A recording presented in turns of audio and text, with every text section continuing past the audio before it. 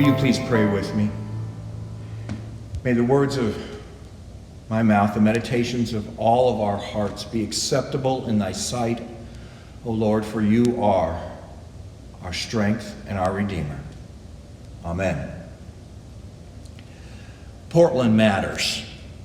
Rachel Maddow said 6 years ago that the biggest divide in our country is not between Democrats and Republicans.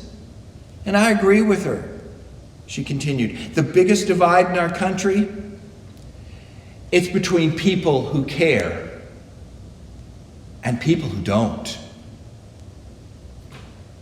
Today I come before you to address the happenings in and around Portland. And my agenda is simple, to get us to be people who care, who care about things that matter.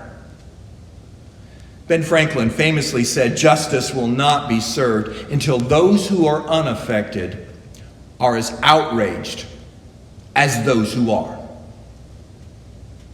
Portland can seem like a long ways away, but it's right around the corner.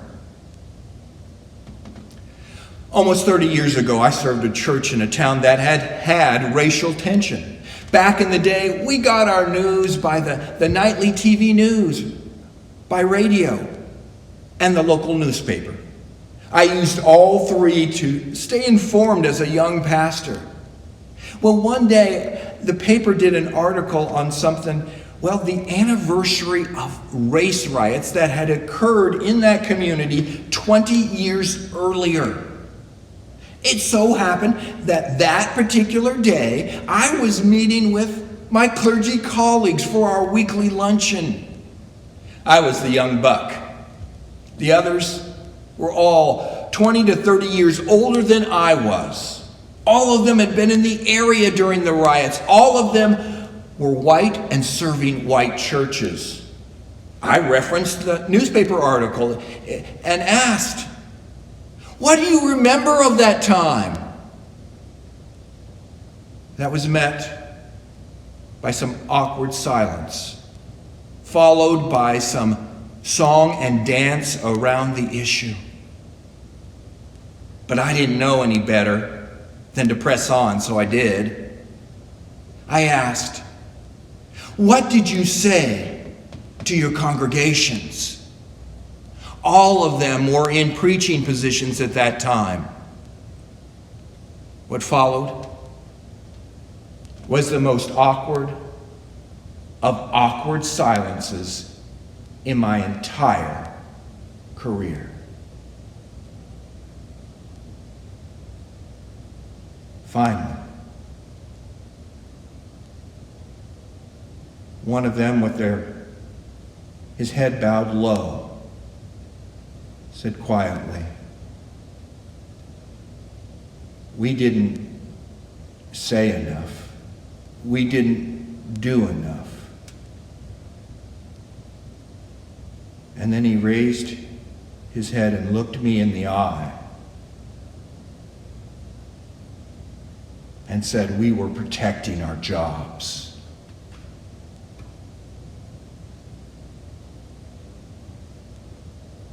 After a few more moments of silence, someone else cracked a joke, and another joke followed, and the subject matter was changed and never mentioned again. And I went back to my office that day dumbfounded. My eyes, my heart, my soul fell upon this quote from MLK Jr. Quote, our lives begin to end the day we become silent about things that matter. And I sobbed. And after that, I vowed to never be silent on justice issues that matter just to protect my job.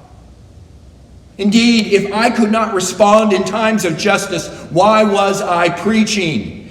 It's my job to comment from a nonpartisan viewpoint, to talk the talk and then walk the walk on moral and ethical things that matter. So let me say it loudly and clearly that what has happened in Portland matters. What has happened with the military-type personnel from the Federal Protective Service pulling without warrants or probable cause, pulling people into unmarked vans and taking them to unknown places is wrong. The Justice Department had to tell that force that they could not do that or hold people like that because they didn't know better. I speak from authority that morally and ethically it is wrong. And it's my humble opinion that it's wrong constitutionally as well. Now, I don't claim to be an expert on the Constitution or on law, but I have read the amendments and the Bill of Rights. And based on their actions in Portland, I'm not sure all our leaders have. Or is it that they just don't give a care? I've read them. But that doesn't make me an expert on the First Amendment of freedom of speech or the Fourth Amendment about unreasonable searches. However, I believe Andrew Manuel Crespo, I believe him. He's a Harvard law professor. When he says that the federal response to the protesters in Portland is a, quote, textbook violation of the Constitution, end quote. For those unfamiliar with the particulars, the Fourth Amendment of the Constitution prohibits unreasonable searches and seizures and requires any warrant to be judicially sanctioned and supported by probable cause. The Department of Homeland Security claims the officers' tactics in question are lawful. I don't think they are lawful. Again, Harvard law professor Andrew Manuel Crespo says the tactics are decidedly not lawful, saying, quote, the person in charge of this newly beefed up paramilitary federal police force doesn't know what an arrest is, end quote. That's referencing the Federal Protective Services Deputy Director, Chris Klein. The Harvard law professor continues, quote, quote, it means he doesn't know when they're violating the Fourth Amendment, like they unquestionably did, end quote. What happens in Portland matters. The First and the Fourth Amendments matter. When leaders don't have a clue about the Constitution and violate our laws and rights, it becomes an ethical and moral problem. What has happened matters. When moms wearing bicycle helmets are peacefully protecting the Black Lives Matters protesters and then are tear gassed, Portland matters. When peaceful dads show up armed with leaf blowers to blow the tear gas and hockey sticks to knock the canisters away from moms and BLM protesters and are shot with what some call rubber bullets, Portland matters. Brief side note, don't call them rubber bullets because that gives them a sponge-like, soft-sounding name. Call them what they are, baton casings, mostly made from metal. Yes, they can kill. Yes, they permanently disable. They're not rubber bullets. When peaceful vets then come to form a wall for the peaceful moms and dads and the BLM protesters and are pummeled with baton casings, Portland matters. When medics are driven away from treating those who have been shot, they themselves being beaten, Portland matters.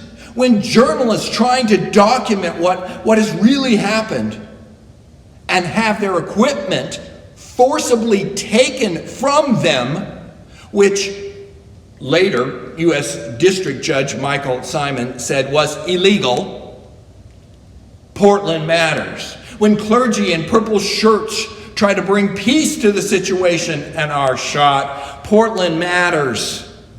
Yes, all those things happened. And if you're automatically connecting the peaceful protesters with those who sow chaos and do damage, that is not factual.